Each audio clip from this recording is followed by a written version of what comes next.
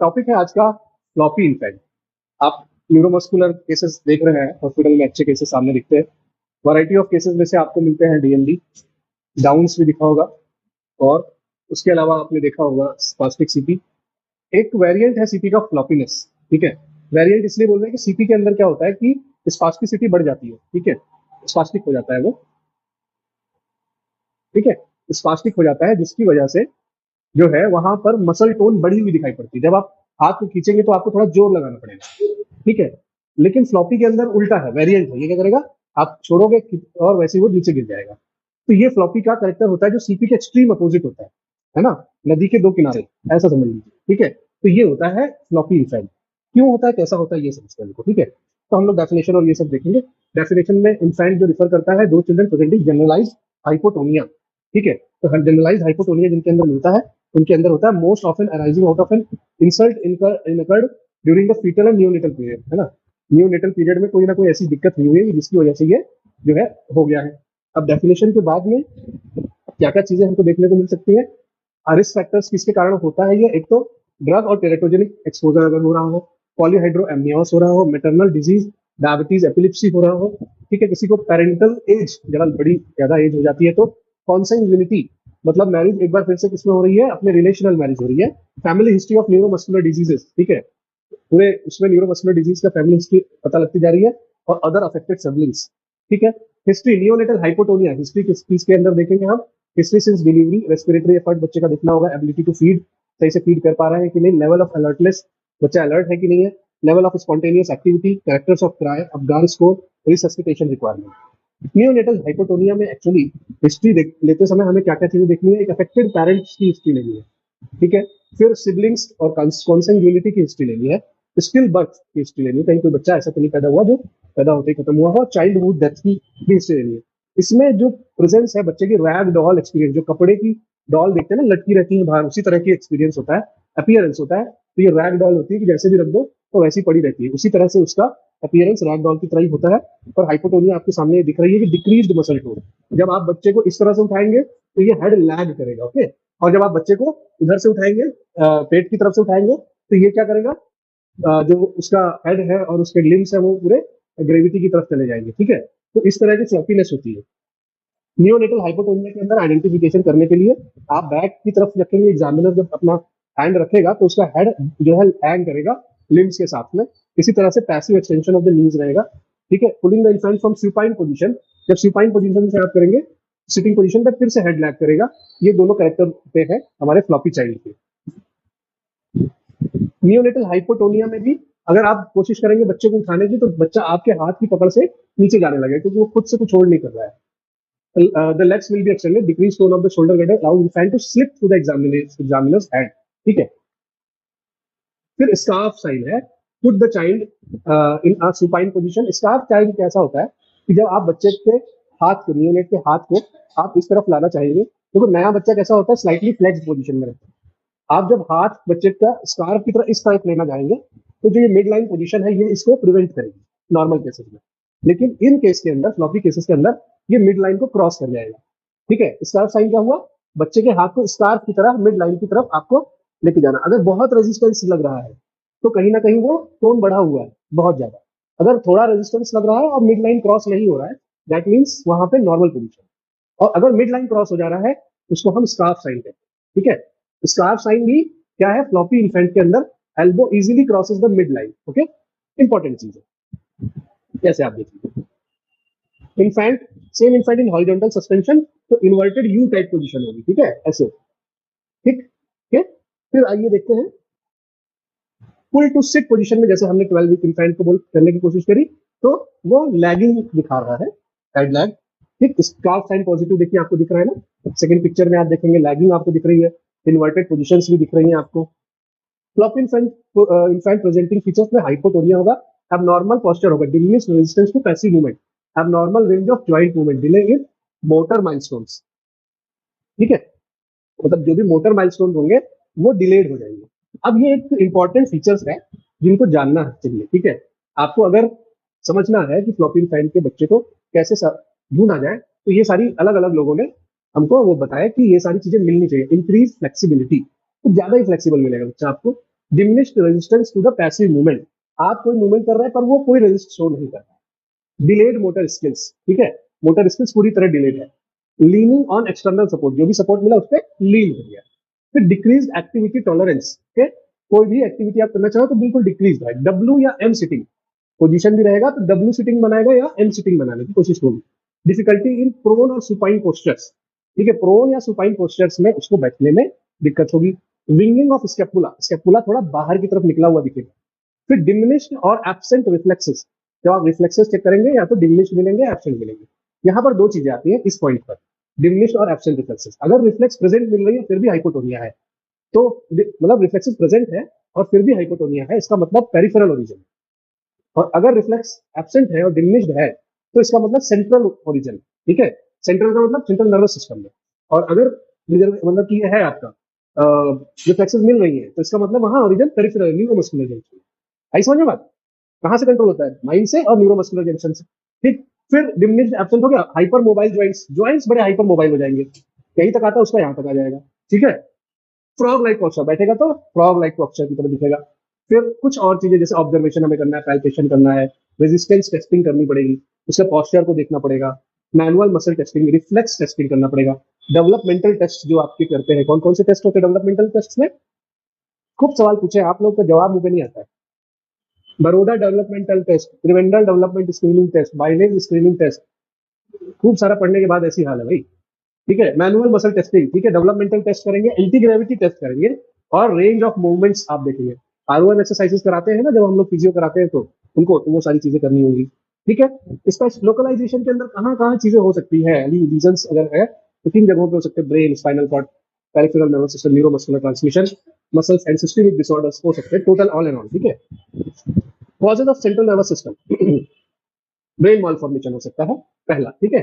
दूसरा क्रोमोसोमल अगर हम डिसऑर्डर्स देखें तो डाउन सिंड्रोम के अंदर भी आपको हाइपोटोनिया मिलेगा। दूसरा जेनेटिक डिसऑर्डर्स देखेंगे तो फैमिलियल डिसऑटोनोमिया एंड लोइस सिंड्रोम के अंदर भी आपको ये मिलेगा। फिर तीसरा है एंडोक्राइन डिसऑर्डर, हाइपोथायराइडिज्म जो होता है बच्चों में, वहां भी आपको जो है फ्लॉपीनेस मिल सकती है। देन मेटाबॉलिक कॉजेज के अंदर रिकेट्स और रीनल ट्यूबुलर एसिडोसिस के अंदर भी आपको ये मिलेगा। आप बोलोगे सर रिकेट्स और ये सब तो बहुत कॉमन है, बिल्कुल वो कॉमन है और वहां हाइपोटोनिया मिलती भी है, आपको बस जानना है और चेक करना है। इसके अलावा कुछ और देखिए बहुत अच्छे अच्छे वो है, amino aciduria, organic aciduria, glycogen storage disease, ठीक है, हाइपोक्सिक एक्सट्रीमिक एंसेफेलोपैथी, एचआईई कहाँ होती थी? सीपी के केसेस में होती थी, ठीक है। इंट्राक्रेनियल हेमरेजेस में मिल सकता है, हाइपोग्लाइसीमिया में मिल सकता है, फ्लॉपीनेस हाइपोग्लाइसीमिया में भी मिल सकती है। सेरिब्रल डिसऑर्डर जॉबर्ट सिंड्रोम है ना, पॉन्टो सेरिब्रल हाइपोप्लासिया के अंदर मिल सकता है। इसके अलावा नियोनेटल एड्रेनो ल्यूकोडिस्ट्रोफी और जेल वैगर सिंड्रोम, तो बहुत सारे सिंड्रोम, कॉम्प्लिकेटेड सिंड्रोम से जिन्हें हर चीज को जानने की आपको जरूरत नहीं, लेकिन मोटी मोटी चीज आपको पता होनी चाहिए, ठीक है। पेरिफेरल मैंने बताया था दो कॉजेज होते हैं, एक हुआ आपका पेरिफेरल कॉज, एक होता है सेंट्रल कॉज। सेंट्रल कॉज के अंदर आपको रिफ्लेक्सेस जो है वो हाइपोटोनिक मिलेगी या फिर इधर रिफ्लेक्सेस आपको कम मिलेगी, एब्सेंट मिलेगी। लेकिन पेरिफेरल कॉजेज जो न्यूरोमस्कुलर कॉजेज है वहां पर आपको जो रिफ्लेक्स है वो मिलेगी, ठीक है, प्रिजर्व रहेगी। एंटीरियर हॉर्न सेल डिसऑर्डर ये हो सकता है। कॉन्जेनाइटल न्यूरोपैथी, न्यूरोपैथी वो जो कॉन्जेनाइटल हो और हेरिडिटरी मोटर सेंसरी न्यूरोपैथी हो। फिर कॉन्जेनियल हाइपोमाइलिनेटिंग न्यूरोपैथी हो। चारकॉट्स मैरिन टूथ डिजीज, ये सारी डिजीजेज है। न्यूरोमस्कुलर जंक्शन डिसऑर्डर्स में ट्रांजिएंट न्यूनेटल मैस्थीनिया, मैस्थीनिया ग्रेविस आपने सुना होगा, जहां पर धीरे धीरे जो है मसल की जो है वो खराब होने लगता है। कॉन्जेनाइटल माइस्थेनिक सिंड्रोम, इन्फेंटाइल बॉट्यूलिज्म, यहाँ भी आपको ऐसा मिल सकता है। फिर आ जाते हैं मायोपैथीज में, कॉन्जेनाइटल मायोपैथी, ठीक है। मस्कुलर डिस्ट्रॉफीज में सबसे ज्यादा मशहूर मस्कुलर डिस्ट्रॉफी कौन सी है? Duchenne muscular dystrophy, Becker's muscular dystrophy, ये सब तो आप जानते हो है ना। तो इन जगहों पे भी आपको हाइपोटोनिया मिलता है, अगर आप देखेंगे अभी दो केसेस हैं हमारे पास, वहां भी आपको अच्छे हाइपोटोनिक पिक्चर्स मिल जाते हैं। ये कुछ कुछ चीजें हैं कहाँ कहाँ पे लोकलाइजेशन हो सकता है। तो प्रिजर्व डीटीआर का मतलब हो गया वो डीटीआर जहां पर काम पेरिफेरल सिस्टम पे होगा, और जहां पे डिप्रेस्ड है यानी कि वो चीजें जहां पर सेंट्रल नर्वस सिस्टम में जो है कॉज है। और मेन बात यह है कि सेंट्रल नर्वस सिस्टम में भी अगर आपको फ्लॉपीनेस मिल रही है, इसका मतलब जो डिजीज है, जो प्रॉब्लम है, वो कहा है लोअर मोटर न्यूरॉन में। कहाँ पे? लोअर मोटर न्यूरॉन, ठीक है। लोअर मोटर न्यूरॉन कब बोलते हैं? जब डीकसेशन, राइट और लेफ्ट दो ब्रेन होते हैं, नीचे आके डीकसेशन पॉइंट बनता है, ऊपर के पार्ट को बोला जाता है अपर मोटर न्यूरॉन और लोअर मोटर न्यूरॉन उसके नीचे को बोलते हैं। तो अगर लोअर मोटर न्यूरॉन में है तो इसका मतलब वहां पे फ्लॉपीनेस मिलेगी, ठीक है, यानी हाइपोटोनिया मिलेगा। लेकिन यही ऊपर होता तो आपको स्पास्टिसिटी मिलती है, हाइपर रिफ्लेक्सिया मिलता है, ठीक है। ये समझ में आया? ठीक। न्यूनेटल हाइपोटोनिया में और क्या क्या चीजें देख सकते हैं? प्रोफाउंड सेंट्रल हाइपोटोनिया अगर हो रहा है और डीटीआर फर्स्ट फ्यू उसमें है, तो ये जो है सेंट्रल कॉज है। मैंने बताया ना कि ये प्रोफाउंड अगर सेंट्रल हाइपोटोनिया या ये सब छूटा है तो ये सेंट्रल नर्वस सिस्टम का कॉज है। फिर presence of profound weakness and hypotonia suggest that disorder is of the lower motor neuron. ठीक है, प्रोफाउंड अगर वीकनेस है और हाइपोटोनिया मिल रहा है तो इसका मतलब वो लोअर मोटर न्यूरॉन। तो लोअर मोटर वाली बात हमने बताया, राइट ब्रेन लेफ्ट ब्रेन, है ना, निकला यहाँ से हो गया डिकसेशन पॉइंट और फिर से ये पहुंच गया नीचे आपके। तो ये जो दोनों पॉइंट्स हैं, ये लोअर हो गया या अपर हो गया। यहाँ पर अगर आपका इस ब्रेन के अंदर कोई चीज फंस रही है तो क्या हो गया, वो लोअर मोटर न्यूरॉन डिसऑर्डर। यहाँ पे क्या होगा, जो रिफ्लेक्सेस होंगे वो डल होंगे, और यहाँ पे अगर होता है तो वो हाई होंगे। क्लियर हुआ? हाँ, क्लियर रखो। अगर आपको नर्वस सिस्टम पढ़ना समझना देखना आना है तो ये जरूर आना चाहिए। ठीक है, आगे बढ़ते हैं। Arthrogryposis, fixation of the joint. इस तरह की अगर कोई चीज मिलती है तो fixation of the joint at birth, एकदम ज्वाइंट कैसे रहेंगे, थोड़े कड़े कड़े से मिलेंगे। नियोनेटल हाइपोटोनिया मिलेगा बच्चे के अंदर, और मल्टी सिस्टम एबनॉर्मेलिटीज देखने को मिल सकती है। फिर सेरिब्रल हाइपोटोनिया में और क्या क्या मिल सकते हैं, अगर जो है सेरिब्रल हाइपोटोनिया मिलता है, neurons usually does not pose diagnostic difficulty. क्या क्या हमको मिल जाता है, नॉर्मल या ब्रिस्क रिस्पॉन्स कभी कभी मिल जाता है, अबनॉर्मल ब्रेन फंक्शन, सीजर्स मिल सकते हैं, फिस्टिंग यानी कि मुट्ठी को बांधना मिल सकता है, मूवमेंट थ्रू पॉस्चरल रिफ्लेक्सेस मिल सकते हैं, डिस्मॉर्फिक फीचर्स देखने को मिल सकते हैं। डिस्मॉर्फिज्म तो पढ़ा है ना आपने, चेहरे का प्रॉपर ठीक ना होना, है ना। फिर मोटर यूनिट हाइपोटोनिया, अगर ये मोटर यूनिट यानी कहाँ, पेरिफेरल साइड पे अगर मिल रहा है तो क्या मिलेगा, एब्सेंट और depressed intact brain function, muscle atrophy, fasciculation, failure of movement through postural reflexes, ये सारी चीजें आपको देखने को मिलेंगी। फिर इंटीरियर हॉर्न सेल, इन सब में अगर आप देखेंगे तो जनरलाइज वीकनेस, फेसिकुलेशन आपको मिलेंगे। फेसिकुलेशन मतलब ट्विचिंग होता है, ट्विच करते रहना, ठीक है, ऐसा मिलेगा। नर्व के साइड में वीकनेस डिस्टल में ज्यादा मिलेगा एज कम्पेयर टू प्रॉक्सिमल। तो हाथ से कुछ उठाने बोलोगे तो हाथ शेक करेगा। डिक्रीज और एब्सेंट बीटीआर मिलेंगे, ठीक है, और फेसिकुलेशन उसको मिल सकते हैं, ठीक है। न्यूरोमस्कुलर जंक्शन पे अगर आप देखेंगे तो फेसिकुलेशन नहीं मिलेंगे, नॉर्मल डीटीआर मिलेगा। ये एक बच्चा देखो डिस्मॉर्फिक फीचर में है, तो उसी एक्सटर्नल ऑप्थेल्मोप्लेजिया फ्लॉपी वीक चाइल्ड आपको देखने को मिल रहा है।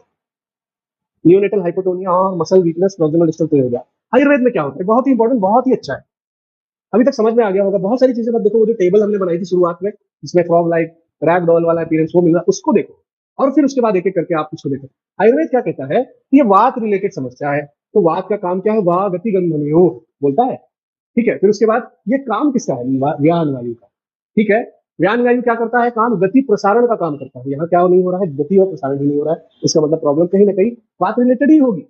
दूसरा क्या स्टेटस हो सकता है, शिरोमर्माभिघात, शिरोमर्म के अधिघात के कारण चेष्टा नाश हो सकता है, इच्छा नहीं, काम करने का हिम्मत नहीं हो रही है, मर्म, क्योंकि त्रिमर्म में अगर शिरोमर्माभिघात हो गया काम करने की इच्छा नहीं होगी। फिर आते हैं, और दूसरी कंडीशन हो सकती है कि आवरण हो, वात का आवरण हो। तो जब देखा गया कि पित्त आवृत व्यान वायु के अंदर चेष्टा संग और इसके अंदर जो है गात्र विक्षेप अंग, गात्र विक्षेप अंग और चेष्टा संग, चेष्टा संग का मतलब ही हो गया हाइपोटोन होना, ठीक है, ऐसा मिलता था। फिर कफ आवृत व्यान वायु के अंदर देखा गया तो गति संग यानी रेस्ट्रिक्टेड बॉडी मूवमेंट मिल रहे थे, ठीक है। फिर एक कैरेक्टरिस्टिक और मिलता था, सर्वेशु स्खलितम च गतायु भ्रशम, मतलब कि जब भी वो चलता था वो गिर जाता, ठीक है। सर्वेशु हमेशा स्खलितम यानी गिर जाता था, च गतायु भ्रशम जब भी वो स्पीड में आता था गिर जाता था। ये कैरेक्टर मिलता था। स्तब्धता मिलता था, चेष्टा हानि मिलता था, और निर्मीलनम रिस्ट्रिक्टेड आई मूवमेंट, बहुत अच्छे से मूवमेंट नहीं होते थे। और ये सारे क्या है कैरेक्टर्स किसके रहे, उड़ान आवृत व्यान वायु के। तो इस तरह से तीन आवृत वायु के अंदर लक्षणों में भी हमको हाइपोटोनिक कैरेक्टर्स दिखाई पड़े, ठीक है। यहाँ पर चेष्टा संग, चेष्टा हानि, गति संग, और बहुत अच्छे लक्षण सर्वेशु स्फलितम च गतायु भ्रशम भी हमको मिला। एक कैरेक्टर मर्माभिघात में भी आया जिसको मैंने बताया शिरोमर्माभिघात। तो वो कैसा दिखाता था हमको कि वात व्याधि हैविंग चेष्टा नाश और स्तब्धता और निर्मीलनम, तीनों चीजें हमको वहां मिल रही है। और ये कहीं ना कहीं ये दिखाई पड़ता है, ये HIE का सिक्वेल भी होता है, ठीक है। क्या चीज, शिरोमर्माभिघात होना, ठीक है, ठीक। ये तो हो गया आयुर्वेद के लक्षणों में। अब एक बहुत अच्छी सी केस रिपोर्ट आपको दिखाते हैं।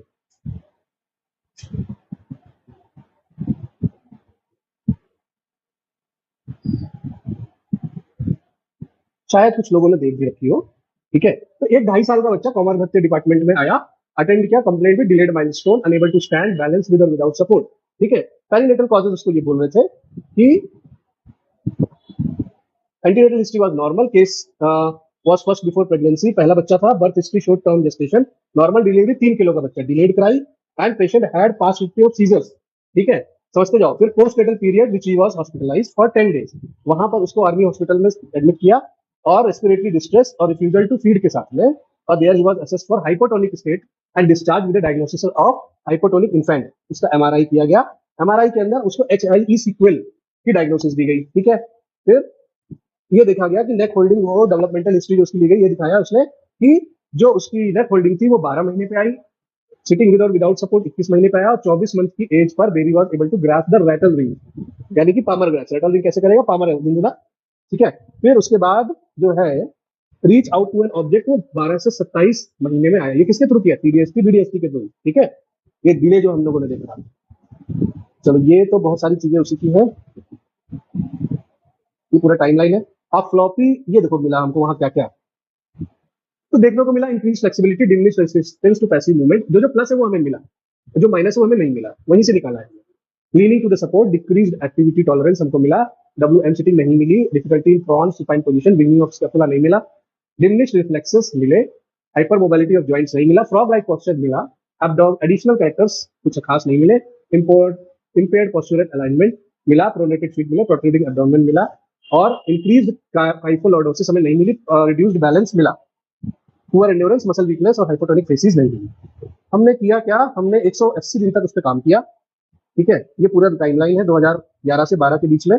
हमने ये मेडिसिन ली है, अश्वगंधा, विदारिकन, सहजन, तगर, अमलकी, ब्राह्मी, मंडूकपर्णी, पिप्पली का एक सिरप बना के 1 ml पर केजी पर डे के हिसाब से 6 महीने दिया।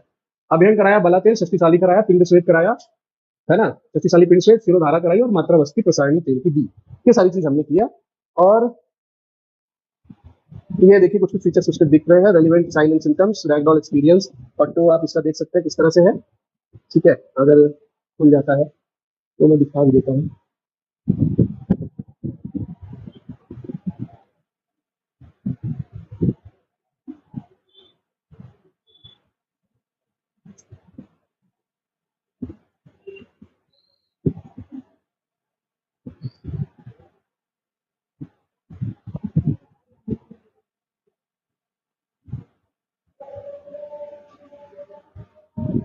ठीक है, देखिए हम आएंगे सीधे सीधे वीडियो पे, एसोसिएटेड वीडियो।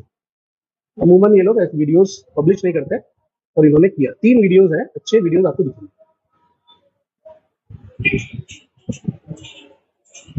ठीक है। ये क्या है? ठीक है, ये डायग्नोज केस है प्रेडर विली सिंड्रोम का, हाइपोटोनिया डी2। ये देखिए आप बैलेंस देखिए इसका,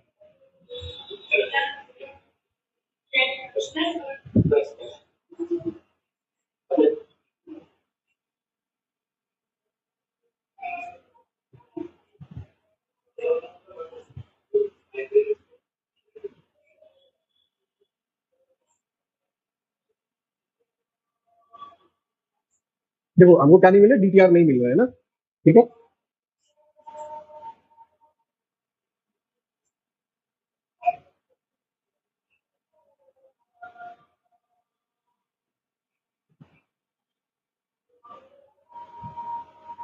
ये हमारे एमडी के टाइम की केस है ये, ठीक है। तो दूसरा आप वीडियो देखो,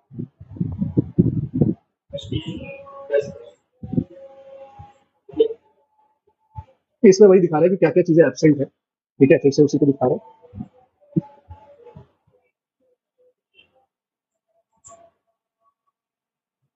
सारे ही डीटीआर लगभग प्रेजेंट नहीं है। तो ये सबसे मेन है, नविश इस बच्चे का नाम है।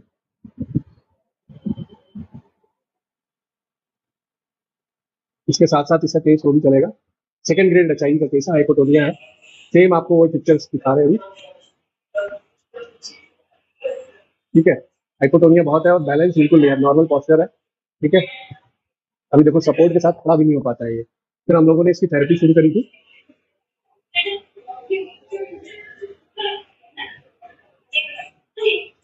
फिर 1 महीने की थेरेपी के बाद देखो ये विद सपोर्ट स्टैंडिंग शुरू कर देता है। अभी तक विद सपोर्ट स्टैंडिंग नहीं थी, आपने देखा पकड़ के खड़ा नहीं हो पाता था, अभी विद सपोर्ट स्टैंडिंग शुरू हो गई है।